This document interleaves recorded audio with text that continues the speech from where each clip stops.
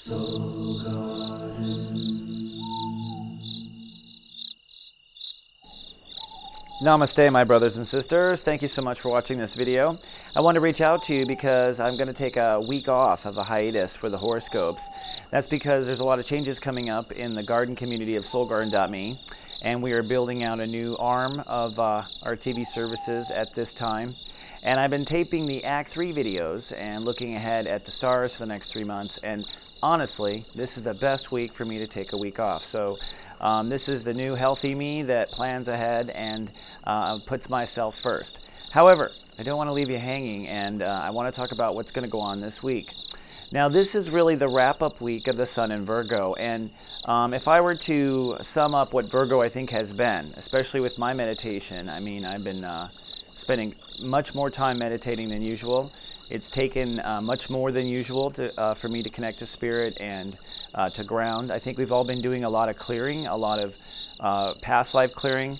The Grand Trine with Black Lilith is clearing emotional past life issues, and Saturn in Scorpio is helping us draw boundaries at the same time. So we're turning our backs on some ancient stuff, at least I know with my clients, and I mean, even if you're not aware of it, I think it's ancient stuff, which is good. This is part of the ascension, this is part of the enlightenment.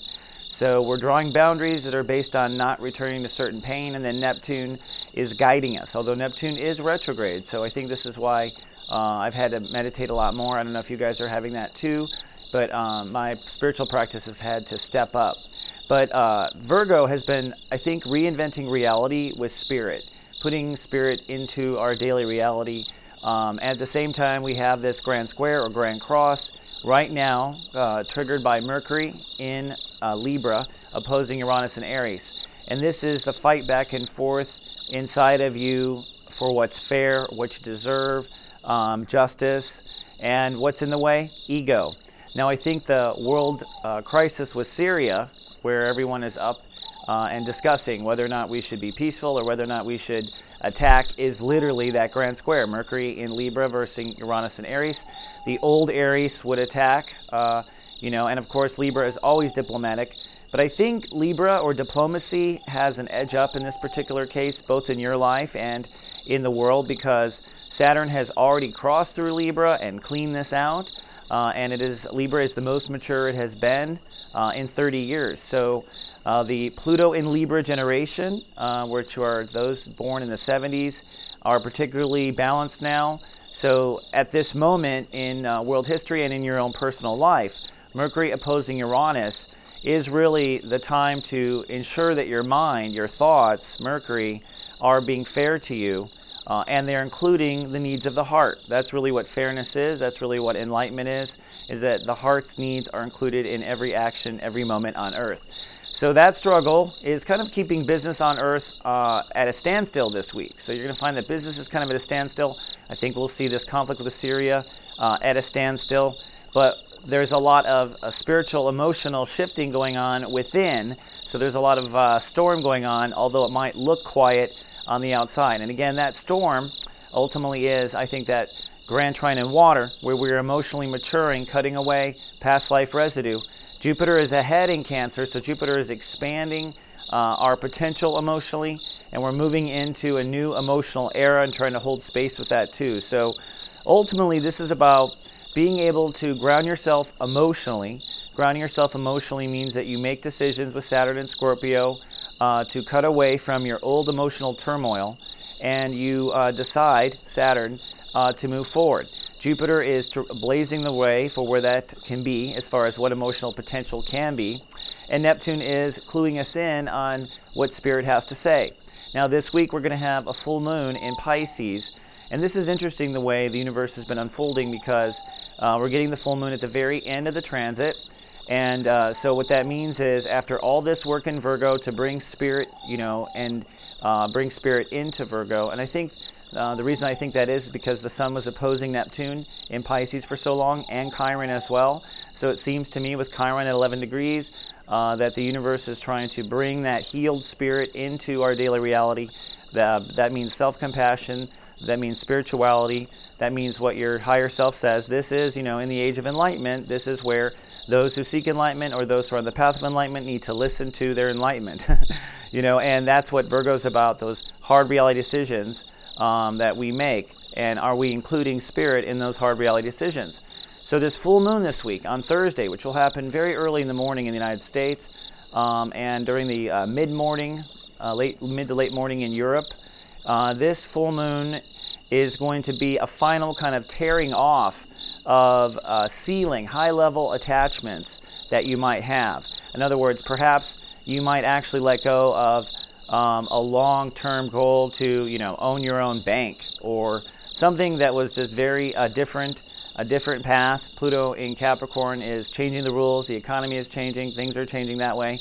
So there might be some high-end reality thing that you were aiming for, or some detail that you were holding on to that was keeping you from really surrendering to spirit in reality and allowing you to find your real path. Now, the truth is if you're listening to the heart with every step of the road, your heart will not let you down.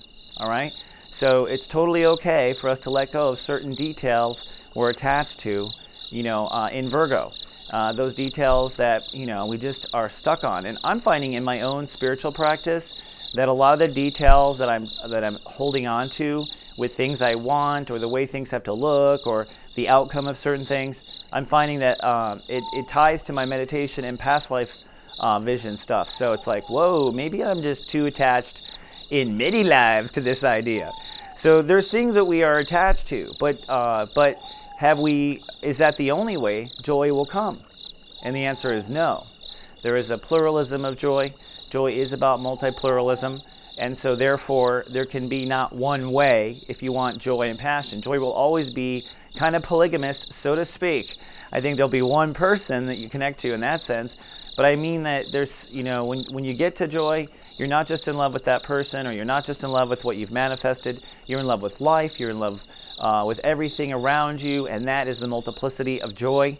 So at this final hour with the full moon, emotions will get very spiritual at that full, beautiful moon in Pisces.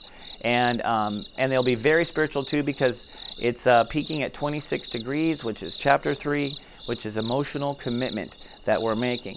And so this is a spiritual commitment, the full moon, I think, a spiritual commitment inside of you where you have to say, Dear Lord, I think I came down, or Master Buddha, or whatever, Mother God, or whatever you speak to of your higher self.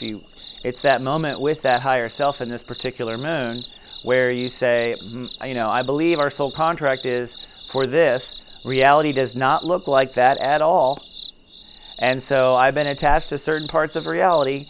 I'm going to let go of those parts of reality so that I can surrender to this spiritual truth inside of me. And again, I can't say it enough. This is the moment in some ways where those who believed in the Mayan shift and the ascension, and that the ascension is happening, and those who are experiencing ascension, and those who have experienced ascension sickness this whole year with the sun in Virgo, this is your reality. And so this full moon in Pisces is your choice between what your spirit is saying and reality. All right? And it is really a choice about which one you think came first, chicken or the egg, spirit or reality. And no matter what you choose, you should stick to it. That's what I teach in magic. There's magic in reality, there's magic in spirit, but at the end of the day, you have to kind of choose which one is going to be your God, which one's going to be the one you follow. And I can't say it enough. When I say spirit, I mean your heart.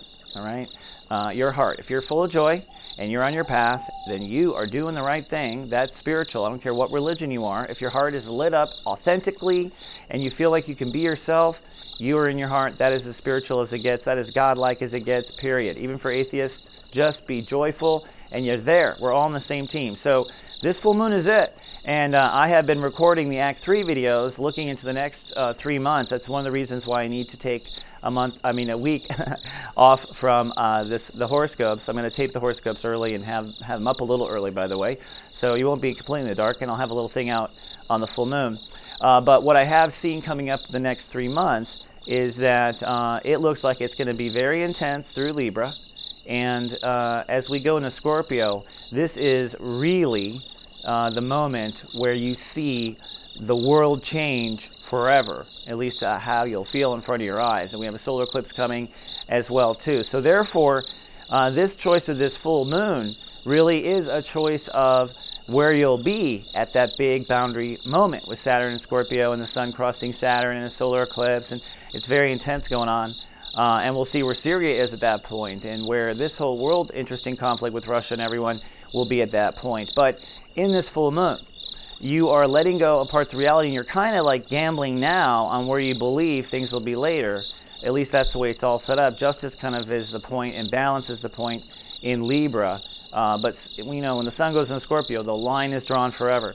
One last little point with the full moon on Thursday, and that is that Venus will be crossing over Pluto at this time. And this is an interesting point too. I mean, Venus will be crossing over Saturn, excuse me. Something myself is like, no. Venus will cross over Saturn, forgive me. And so I believe that this is another indicator, Venus crossing Saturn and Scorpio. Now, Venus is creation, planting seeds. So when Venus is ahead of the sun, it's planting seeds of stuff we're going to do later. And when Venus is behind the sun, it's healing and clearing up things that we have that we need cleared. So Venus is ahead, and Venus is out there planting seeds. And as it crosses Saturn in the 24-hour period before the full moon, it literally is planting seeds of what those new boundaries will be in Scorpio, right? So the seeds are literally planted in the full moon for what you will see harvest when the sun, our life, arrives to that point in Scorpio. And I think this is the moment that will kind of draw the line where people will be, somewhere. And it looks like, as far as the world, it looks like we're going to have something very heavy and hopefully not painful, but certainly something that teaches us an emotional boundary lesson, because there's a lot of activity in Scorpio. All right, my friends, I will put out a video as soon as the Act 3 videos are up. They're really good. I took my time. This is the set of Act 3. I'm just sitting down and talking to people. So when they go out, I will put out an email and post it out and everything, and then I'll be back on the air with the horoscopes. And soulgarden.me and soulgarden.tv has some exciting stuff coming up. We've been working all summer, and we're excited to roll that out for you too. So stay in your hearts, my friends. Live, love, be, and namaste. Soul